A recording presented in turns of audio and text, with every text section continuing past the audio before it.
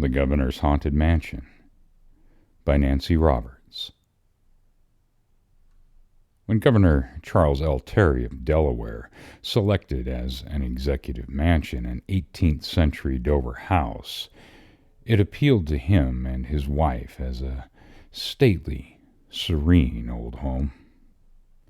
It was also one of the finest examples of federal architecture in America. Woodburn was built in 1790 by John Hilliard on a tract given to his great-grandfather by William Penn. The brick is a soft, mellow mauve, the windows are large, and the fanlight over the front door sparkles in the sunlight. It is surrounded by tall pines and trim English boxwoods. Governor Terry did not concern himself with stories that the house was haunted, but there is at least one person who forever believed in the apparitions of Woodburn and in the ghost stories, especially the ones about the hanging of a slave catcher.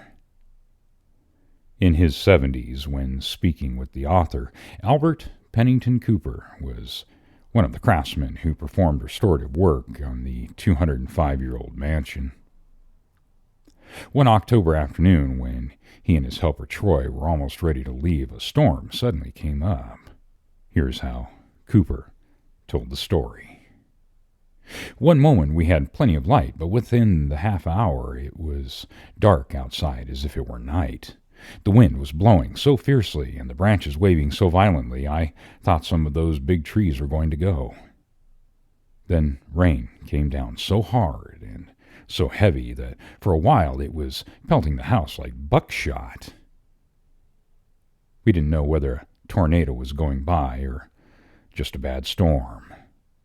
We would have been drenched if we had tried to make a run for the trucks, so Troy and I just sat down inside to wait for it to pass over. The next thing we knew, there was the sound of voices. Strong vibrations shook the whole house. You might have thought that it was from the storm, but when Troy and I looked at each other, I knew he didn't think the racket was wind or rain, and neither did I. It was like an angry undertone of voices, and above it I heard a shrill sound, more like a woman screaming than a man shouting. Troy, I'm going to go find out what that is in the basement, I said. I started to go downstairs with my flashlight aimed ahead of me. The noise grew louder. Right behind me came Troy with a hammer in his hand. Whatever was down there, he was ready for it.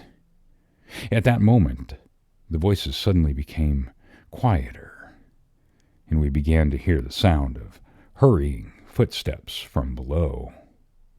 When we reached the basement, it was brighter than I had expected. In fact, I dropped the flashlight to my side, for we didn't need the light. What could be illuminating the basement? I didn't know. Strange figures moved in the room. Have you ever seen clouds form that resemble people? We all have, but not like these. I wonder if Troy saw them too. What do you see, Troy? I whispered, and I didn't know why I whispered, except that all around me everything was now dead silent. The forms were shifting expressively, and at the same time they were becoming more distinct. They were taking on the substance and shape of men and women.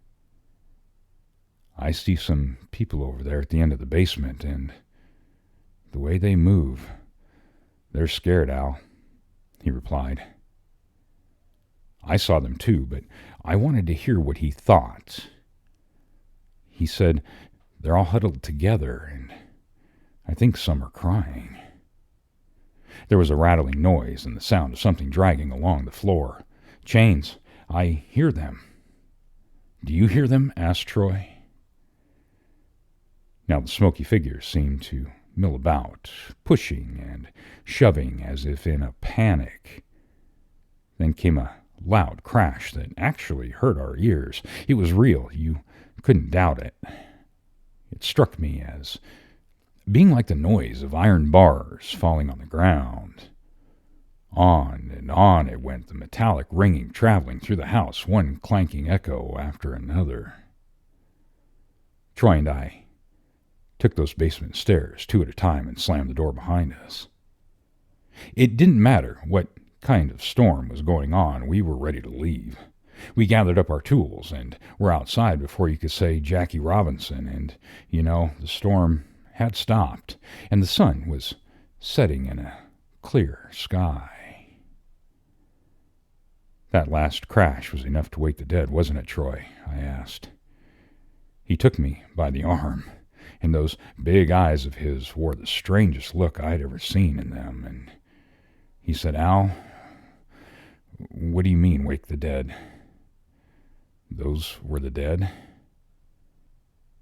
Well, that really gave me the creeps.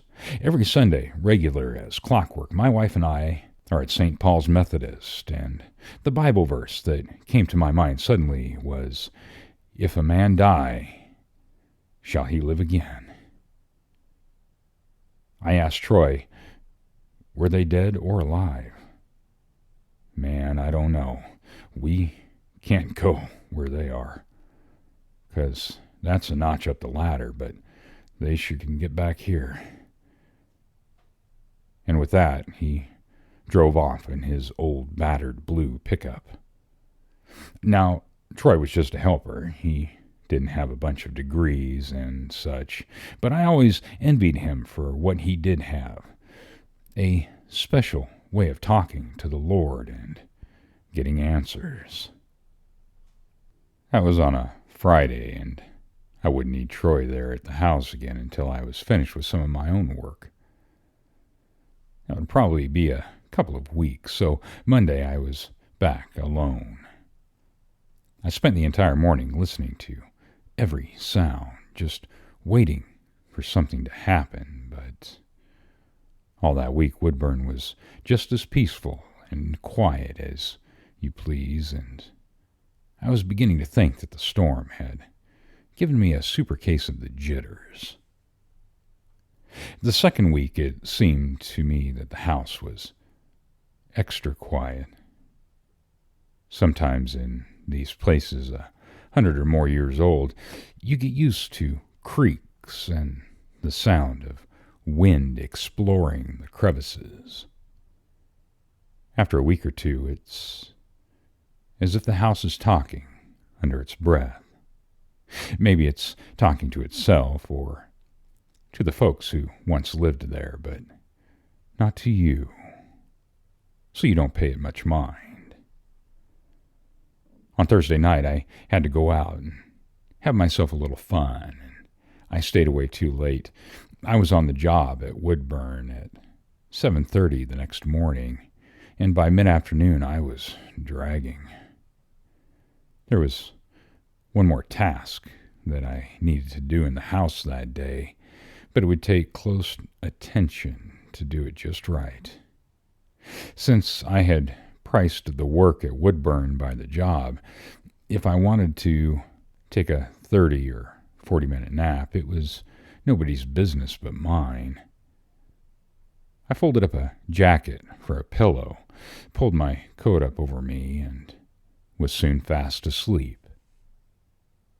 At 3:30 I was awakened by a tremendous crash, a noise that rolled and reverberated through the house, apparently coming from the lower level. I got up and looked out the window. It was a gray day, but with no storm in sight.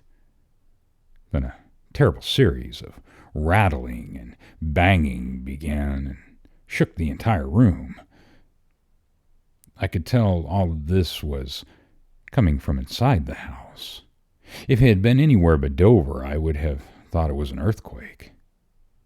It reminded me of the afternoon when Troy had been there during the storm, so I made up my mind to go to the basement.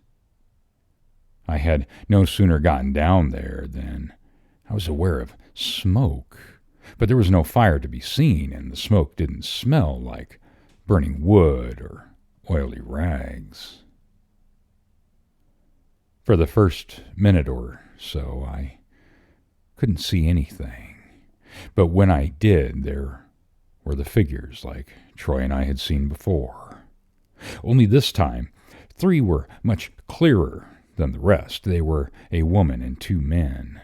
I saw one of the men lift up his hand and drop what seemed to be a large, fat coil of smoke down over another's head. When he did, there was the most terrible sounds I ever heard, for the man's screams merged with eerie cries of glee from the crowd of figures. A loud, thunderous crash sounded again, and there were such strong vibrations. They went right through me. I didn't know what happened after that. When I came to, I was lying on the floor in the upstairs hall, a few feet from the basement door. I got up and went into the big living room, and there was some light coming in the big windows and making a path across the floor. It was night by now, and there was a moon. There was also something else, and it was in the house with me. I walked cautiously into the hall. It was coming from the basement. There was a muffled, clanking sound on each step. I heard it stop in front of the door to the stairs, but the door never opened. Instead, I saw a dark shadow on the door, and the outline of a man's figure began to emerge. Gradually, it came right through the door, and there, a few feet from me, stood the apparition. I gasped and stepped back, but he never once looked my way. He was not so distinct that I could tell anything about the color of his clothes, but he was clear enough for me to know him for a man. I thought of the stories about Woodburn, stories of a secret tunnel that connects this house with the St. John's River behind it. Stories of when Woodburn belonged to a Quaker named Daniel Cowgill and was a busy stop on the Underground Railway. In the years before the Civil War, runaway slaves from Maryland and all over the South were sheltered here until Cowgill could get them on their way to Canada or a free state. Sometimes the slave catchers would raid the house and take runaways back by force. I'm ashamed now that I didn't take off after that strange figure as I watched him head toward the front door, but I didn't. I sat down on the floor with my back to the wall, and my hand shook so it took me 3 tries to light a cigarette and calm down. I didn't want to follow any ghost or even get out of my van, for if I did, I would have to walk right past its destination. If the specter was the slave catcher who had met his end here, I was sure he was headed straight for the hanging tree. There was no way I wanted to see a body hanging from that gnarled up old tulip poplar out there in the yard, the tree with the hook embedded in its hollow. Either I passed out again, or I went to sleep briefly, but when I next looked out the window, the moon was high in the sky. I had to get out of there. As I hurried out towards my van, gusts of wind like strong fingers flung wet leaves through the air and sometimes into my face. I didn't turn my head. Then I recalled my tools. Should I leave them until the next morning or go back to the house and get them? I turned around, and when I did, my eyes were inevitably drawn toward the big poplar and to the hollow in its trunk. There it was, the sight I had dreaded to see.